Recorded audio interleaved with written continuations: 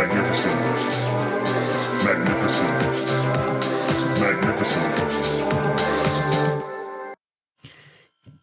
Hello, magnificent ones. It is so great to be recording another episode of the Magnificent Ones podcast. And this is more of a reflective piece, but I've learned that, our stories are a mirror, for others.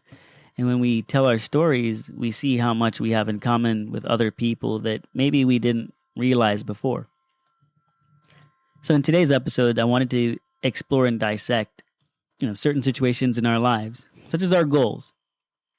For example, when I was transitioning from high school through college and, everyone asks you, like, what's your plans for the future? What do you hope to accomplish?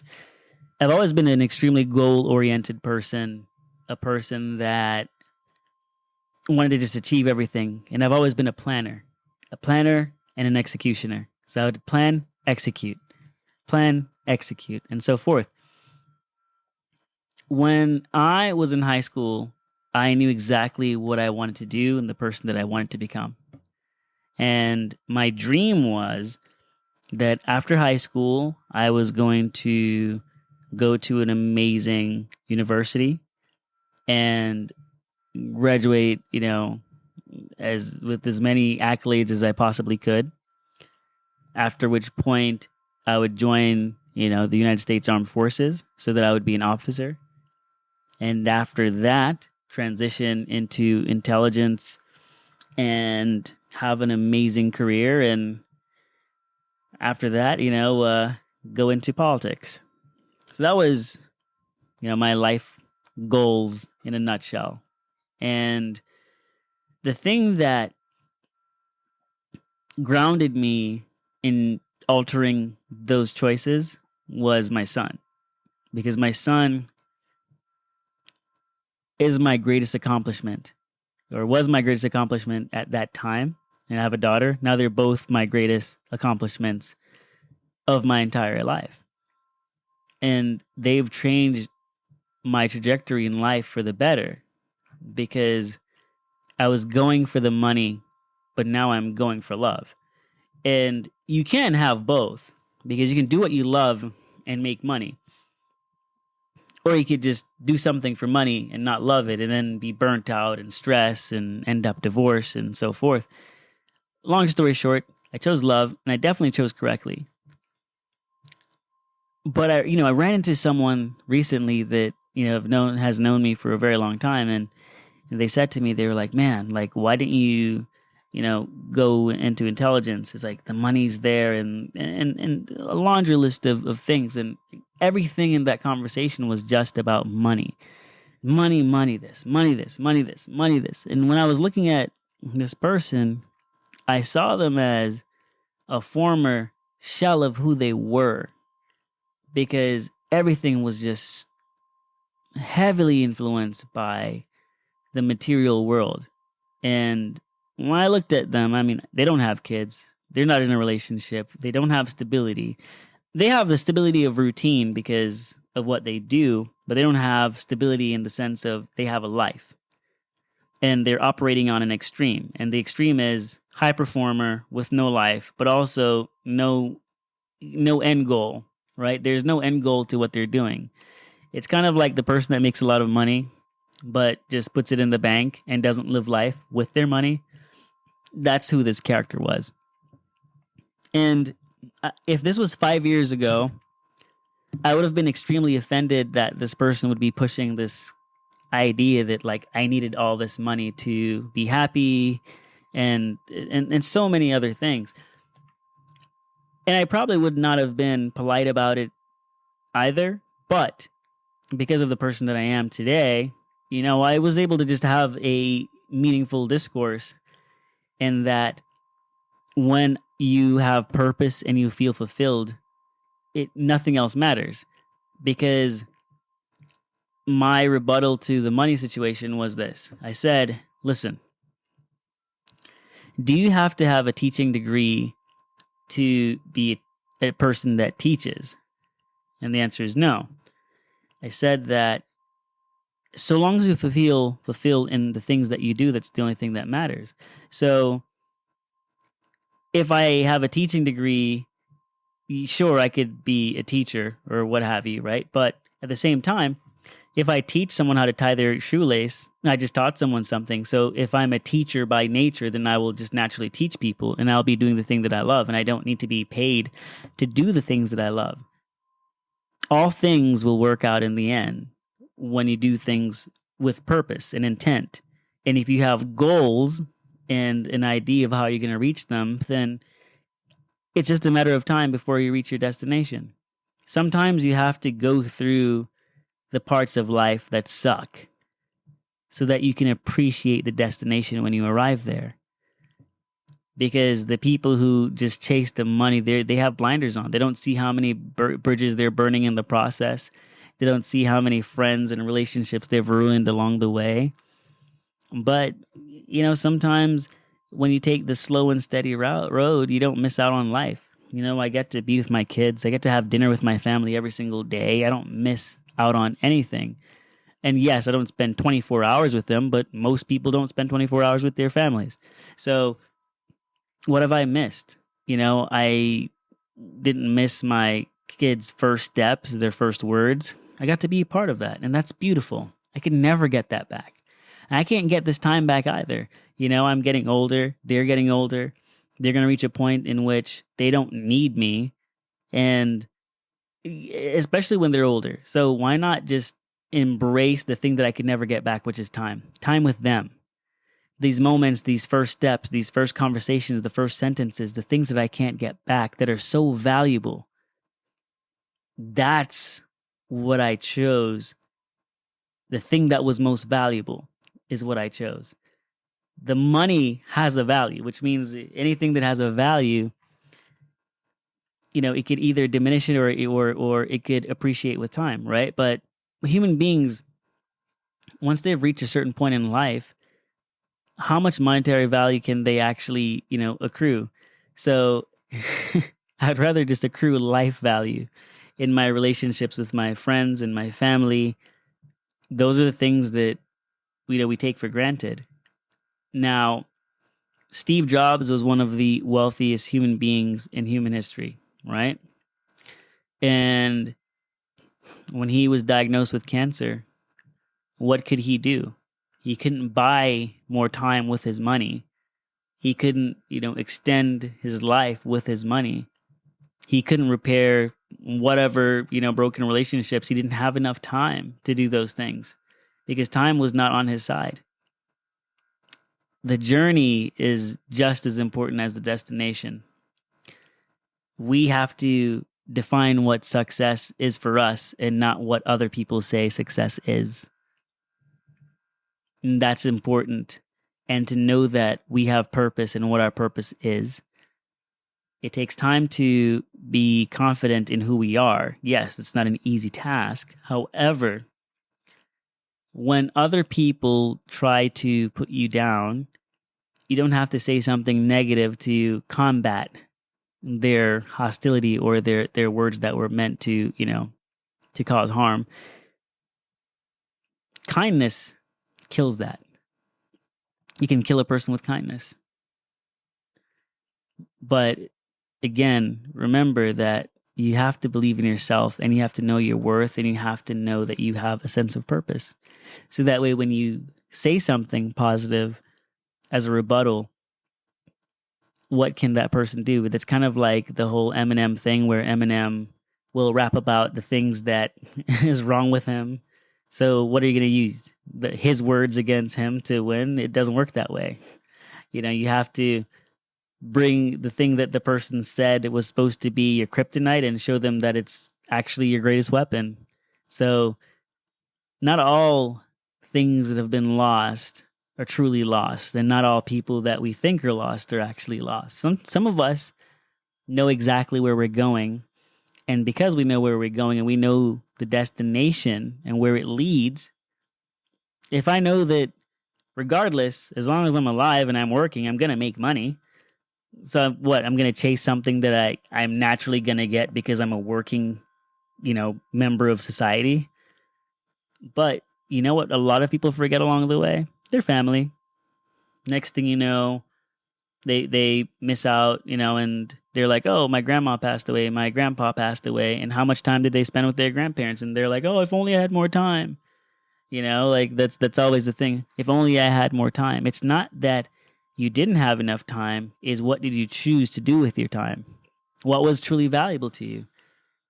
The most valuable things in life naturally are the scarcest. That's what makes them valuable. Time is your most scarce resource, your most valuable resource. What gives something value? The lack of availability of it.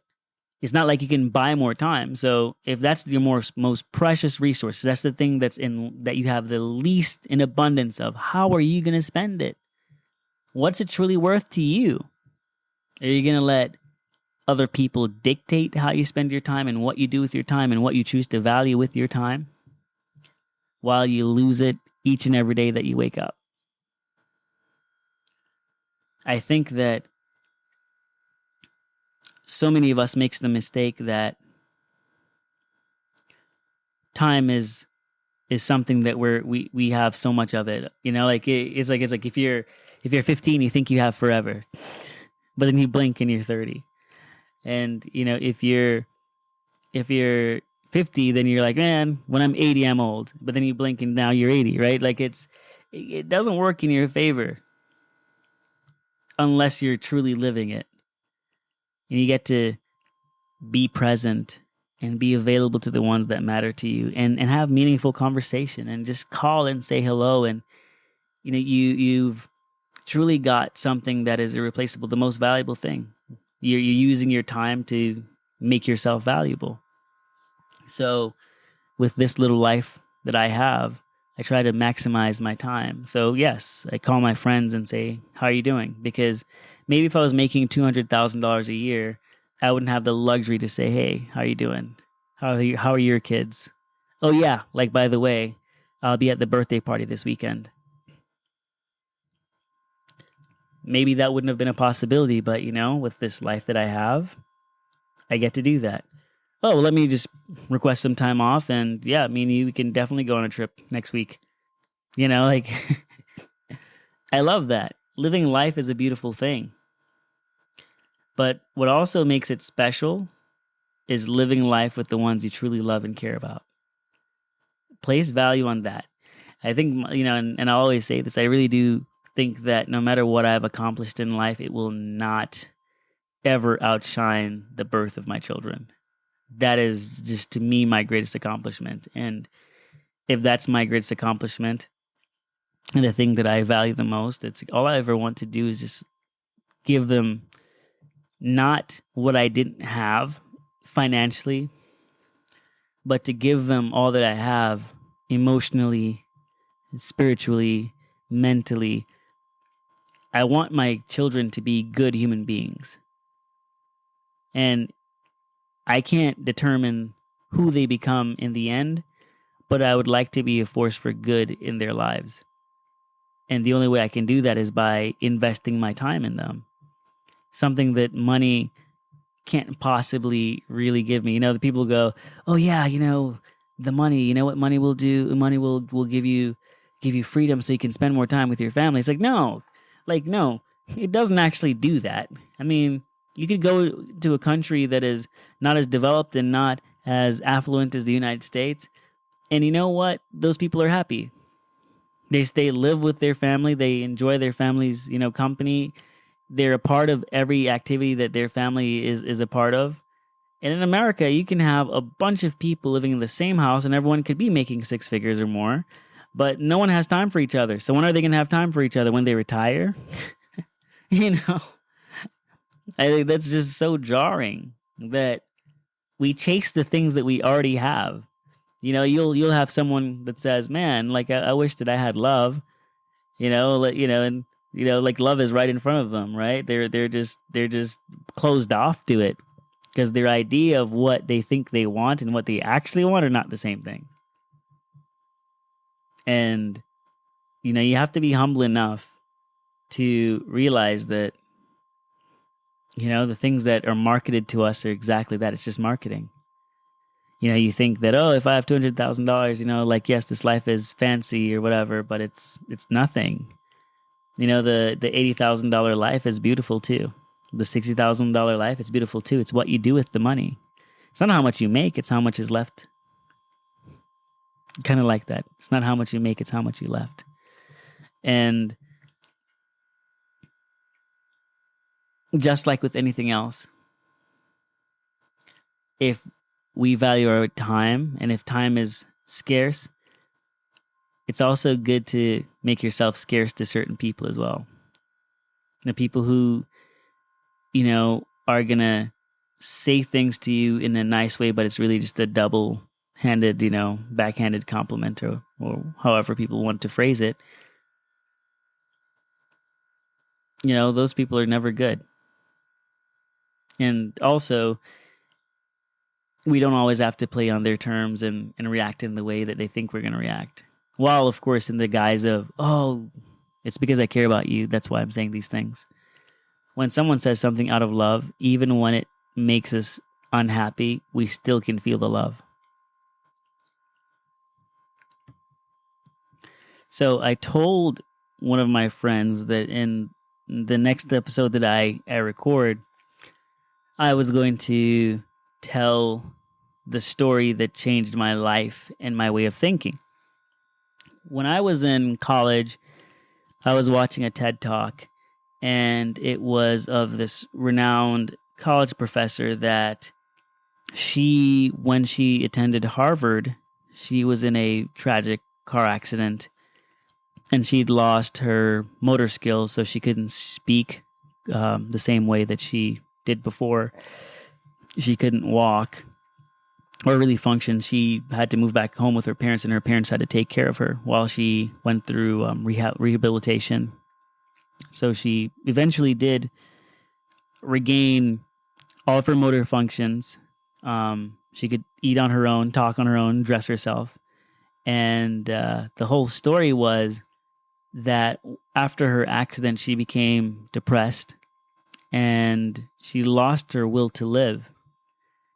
The moment that she could walk again and had regained most of her oral skills, she decided to jump back into college, and she did not do well because she didn't take the time to learn who the new her was, and that she had a mental strain in computing information. The way she understood information prior to her car accident was not the same after her car accident.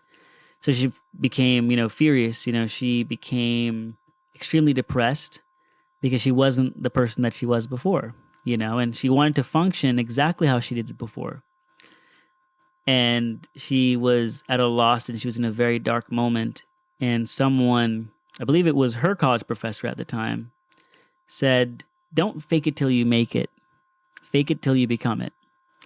So you're not that person that you were before, and you'll never be that person again because you had a new experience that changed the person that you are. And that's a beautiful thing. So if you've told yourself that you were worthless, if you've told yourself that you are not valuable, you've told yourself that you'll never amount to anything, if you've ever told yourself that, that was obviously a lie. And you've programmed yourself to believe those things, right? That wasn't true. And then maybe you did things that made them true. So if you can do that, if you can lie to yourself that way, why can't you fake it till you become it? Why can't you lie to yourself that you're an amazing person, that you're a person that can achieve anything? Why can't you tell yourself those same things to make them true? If you think it, you can become it. I love that quote. I think, therefore I am. And so whenever I find myself not knowing something or trying to accomplish something new, I go back to that memory of, you don't fake it till you make it. You fake it until you become it. If I were to say that I was not bothered by the comment that was made or the underline, jab that was with that comment, that would be a lie. but I faked it and I killed that person with kindness because I wasn't going to let someone that I didn't value have that power over me. And as my day went on, I gradually became happy that I had that experience because I confronted it. And I didn't confront it on the terms that they thought I would have. I confronted it on my terms, which was kindness.